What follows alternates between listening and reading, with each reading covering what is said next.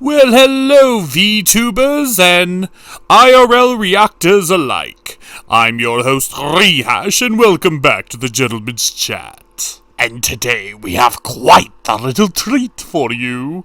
We're finally, after much suggestion, going into the Marvel films. Now, we at the Gentleman's Chats understand that technically, the Marvel movies aren't actually cartoons, and we are a cartoon and sometimes anime and manga channel. But I believe we can file that under fuck it, we do what we want policy. So without further ado, this is Ironman! Yeah, about that, Rehash. We might have a problem. Problem? What problem? I haven't been able to get any of the screenshots for Ironman. What? What do you mean you haven't gotten any screenshots? Sorry, but the usual way that I use to get screenshots and video footage doesn't work for live-action movies. Oh, for pity's sake. You're an animator, correct? You make your own art in your stories, correct? Well, I don't mean to brag, but I do a good job with screenshots and stop-motion pictures. Then just do that! Oh, I'll get right on that. Oh, how did this show even run before I got here? Regardless, this is Iron Man. This is the great Tony Stark. He inherited a weapons-making manufacturer called Stark Industries after his father tragically passed away. So in other words, he's cheating at life. And his personality definitely reflects that. No accountability, no care, no worries. And he has the eternal I'm better than you energy. But when it comes to his weapons, he says he doesn't give results. So naturally gifted, narcissistic, womanizer, spends money as if it's going out of style, completely unapologetic, completely unbothered, takes no accountability. He's my kind of hero. But just as he's on his way out of the desert in order to go back home after securing a massive deal for a good, solid super missile, his Jeep blows up. And just to add insult to injury, the missile that hit him literally had his name on it. Tony would later wake up in the care of a man by the name of Yinsen, a fellow prisoner of a terrorist organization that is now currently holding them both hostage. And if that wasn't complicated enough, Tony got a little bit of an upgrade. Now, normally I would say something about the complete and utter absurdity of hooking up a car battery to an electromagnet to keep metal pieces of shrapnel from entering Tony's heart, but I'm also going by the rules of comic book logic. It doesn't necessarily have to make sense, it's just got to work. So the terrorist group that has Tony Stark and Yinsen hostage is a group calling themselves the 10 Rings. No, not that 10 Rings, this one. The less cool and less supernatural ones, and more Husi terrorists. I don't even think the Mandarin is mentioned in this movie. Apparently he was supposed to be the Mandarin, but they backed out. Now, the not Mandarin wants to use Tony Stark's knowledge on weapons to build himself a bunch of cool-looking missiles so he can do his terrorist job a lot more effectively. And he's willing to give him any type of parts needed in order to make this dream happen. So his whole strategy was to try to get Tony Stark to make him a bomb. What was to stop Tony Stark from just going Allah Akbar on him? Because Tony is too much of a narcissist to do that. So then we get to one of the best parts of any Iron Man film. Him just building shit. Oh, the euphoric reactions I have for him just pounding a piece of scrap metal is quite endearing. And because of how inconvenient it is to carry a car battery wherever you go, he builds himself a miniaturized arc reactor. Effectively, it's a power plant he puts in his chest. Apparently he's got a big one back at his house. This one is just really, really small. You know, the funny thing is, the most unrealistic thing about this movie is the fact that Big Oil didn't shoot him on sight for that one. Well, the miniature one didn't come out until literally just this second. And I think that Tony Stark is the only one who could actually produce something like this. And he needs it for his other pet project. Not a missile, but an armor. The Ironman Mach 1. I'm sure the not Mandarin will think of this as Christmas in July. But here's my question, and I assume you got the same question. You just handed Tony Stark the ultimate powerful weapon. What's to stop him from using it on you? Really did not think that through, did you not, Mandarin? Now, sadly, Yinsen didn't make it out. But this experience changed Tony, as he manages to escape in the most theatrical way possible, and finally make it back to stateside. But the experience had changed Tony Stark. No longer the playboy, he now takes responsibility for his actions, and the first thing he chose was to shut down all weapons manufacturing for the foreseeable future for Stark Industries. A decision that he managed to get nothing but slack for from everyone on all sides. I suppose now's a good time as any is to introduce Tony Stark's inner circle. On the left we have Pepper Potts, his secretary, manager, and overall, the person in charge of his life. Pretty much, she is a wife in every regard except for the fact that he did not put a ring on it. But she's just as sassy and snarky as Tony Stark is. And on the right, we have Rhodey, a member of the Air Force. Forgive the design I gave him. I forgot what he actually looked like in the first movie, so I just drew whatever. But he is the closest thing he has to a bestie. But of course, anyone who sees this knows that his real bestie is Jarvis, his artificial intelligence, which I can't draw because I don't know what Jarvis looks like. But enough with that magic of friendship nonsense. We got shit to build. We got iron to strike. We got metal to forge. We got suits to build. Tony Stark creates an even more advanced version of his prototype suit. And after a pretty hilarious scene with his not girlfriend Pepper Potts, we got the Mark II, Tony Stark's true love interest. Oh, and something that we forgot to add, the reason why we included that scene with the joke of Pepper Potts pulling out Tony Stark's heart is to establish that now there are two arc reactors, the current model and the one that he built in the cave. Okay, let's continue. So Tony Stark does what anyone with a new flying super powerful cosmic armor would do. Fly around and fuck shit up. Funny thing is, I genuinely don't think that Tony Stark was out here trying to build a weapon. I think he was just trying to perfect his original design and create a super suit meant for flying. Possibly for transportation purposes. Though Tony Stark does find out the hard way that this design still needs some perfections. So his super suit isn't even a few minutes old, and he's already working on the Mark III. Iron Man builds super suits, like Apple builds watches. Gent, I can't help but notice that you're leaving a lot of gaps in this review, and only doing the bare minimum. Well, I can't help it. I am animating other stuff at the time of animating this that's taking priority. Besides, I have to focus on the most important details, like how good I'm going to make the Stan Lee cameo. Okay, that one is valid. So while the Mark III is being developed, Tony Stark decides to attend a party with Stan Lee, and he shares in an awkward dance between him and Pepper Potts. Because while Tony Stark had game with just about any other woman, for some reason, Pepper Potts is immune to his charms.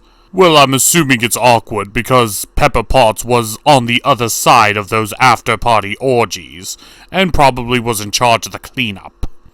I'm assuming it's going to be awkward for them to have any kind of romance.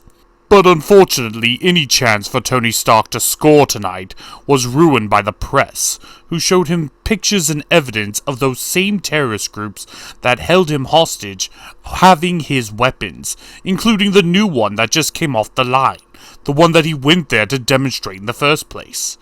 He talked to his business partner, Obadiah Stane, and Obadiah Stane openly practically admits that their Stark Industries is double-dealing under the table, and this sets Tony off. Tony spends the remainder of the evening filling his head full of the propaganda that's being promoted against the terrorists. as they use his weapons to terrorize the people of the region, and all it does is make him seethe with anger. He's going to need a little bit more than a stress ball to get his anger out this time. After a quick and yet epic suit-up, the Mark III is ready for battle. Jen, why didn't you animate this awesome suit-up sequence? I am not going to do that. I am one guy. You are lucky I got these images out when I did. Now, Tony Stark, armed with the Mark III and all of Stark Industries' weapons, goes back to the Middle East and starts tearing the terrorists a new terror hole. And even though we all know that he's doing this because he wants to fix a problem that his company started and do the right thing, but you can't help but feel like there's probably a little voice going off in Tony Stark's head going, "I'm a badass." And that little child in him is screaming because I'm sure every little boy at some point in their life has thought about doing just this. The only real question that remains is what music he has playing in his helmet. 'Cause you know damn well he's got music playing in his helmet. Doesn't matter, Tony Stark got the ultimate run-back payback on those terrorists. Fortunately for him, though, there's still a few bugs to still work out. Rhodey and Pepper Potts definitely know full well of what Tony Stark is doing, and they definitely do not approve of him doing it. But with that being said, they know that there's no way they could stop Tony, even if they tried to distance themselves and say, "No, I quit, you can do it yourself, I'm not going to watch you get killed." That's still not going to stop a man who's determined as Tony Stark to right the wrongs of his company, his father's company, his legacy. Though that does bring up the question, what's Obadiah Stane doing through all this? A character that we failed to really acknowledge or even talk about is a character named Obadiah Stane. Obadiah Stane was Tony Stark's father's business partner and a co-founder of Stark Industries. But Pepper finds out and gets evidence that Obadiah was the one responsible for not only selling illegal weapons to the terrorists under the table, but also ordered a hit on Tony Stark, which put him in danger in the first place. They were ordered to kill him, but they felt greedy and wanted to make Tony make the weapons for him to begin with, which caused this whole fiasco. But this fiasco ultimately led to the happy accident of a miniaturized arc reactor and the greatest weapon known to humankind. Wanting the power of the iron suit for himself, he goes to the terrorist group, the Ten Rings, steals what they have built of the prototype, and does damage control to make sure none of them actually spill his involvement. Unfortunately for Obadiah, they can't create the technology needed to power the suit. They got the arc reactor, but only Tony Stark has the means of shrinking it down to a portable, handheld device. So, Obadiah has no choice but to steal the only one he knows exists, directly from the heart of Tony Stark himself. So after causing a Mortal Kombat fatality, Stane takes Tony's arc reactor and places it in his prototype model, the Warmonger. No, it's Ironmonger. Really? Ironmonger? But they're both iron. I like Iron Man, Ironmonger. Well, to be fair, he's not called Iron Man yet. It's just a super suit. Okay, I'll grant you. But Warmonger does sound cooler. But unfortunately, without the arc reactor keeping his heart a-pumping, the shrapnel is on its way, and Tony can barely move during this. But he does have some hope. Just one little bit of hope. Remember that very important scene from earlier? Well, now he's got 2 arc reactors. So, with the help of his robot friends, he's able to reinstall the other arc reactor into his chest and get suited up in his Mark III armor to go face off against the Ironmonger. Man, I really wish they would have just went with Warmonger. I think that one's a different villain. So it's worth noting that Rhodey was there, Rhodey helped him up, Rhodey helped him suit up, but he also teased looking at the Iron Man Mark II. But unfortunately, he can't suit up in this movie because there's only 2 arc reactors, and both of them are currently being used. So even if he did suit up, it wouldn't have mattered. But so begins their epic duel. Iron Man versus Ironmonger. The tech versus the stolen tech. The genius versus the... We get it. But weirdly enough, I kind of found this fight pretty unsatisfying. Really? I found the fight perfectly satisfiable. It showed that Tony earned the hard work that comes with having the iron suit, while Obadiah Stane just simply stole everything, and thus, even though his suit is technically much more weaponized and much more advanced, Tony earned the knowledge of how to use the suit properly, so he still has the upper hand, and is able to use tricks and clever strategies that he learned through the process of, well, scientific development. I get that. But I was kind of hoping for something a little bit more, climactic for a final fight between 2 superpowered exoskeleton missile laser suits. Like, I was hoping for something a little bit more... You were hoping for something on the Avengers level, for what you were saying. Yeah, kind of. Even though technically Tony has the more advanced suit, it doesn't have the more advanced power system. So, overall, the Ironmonger is taking Tony by storm, and it looks like he's about to win this fight. But Tony has allies with Pepper Potts, and he orders her to overload the Stark Industries superpower arc reactor that he has in the storeroom, causing a massive explosion, but ultimately destroying all electronical devices, including the smaller arc reactors. Obadiah definitely died during this fight, and Tony... Well, Tony knew that this was going to be a self-sacrificing play, so without his tinier arc reactor, he sadly would go off and be remembered as a hero. Except he doesn't perish, because, comic books. Nope, he lives!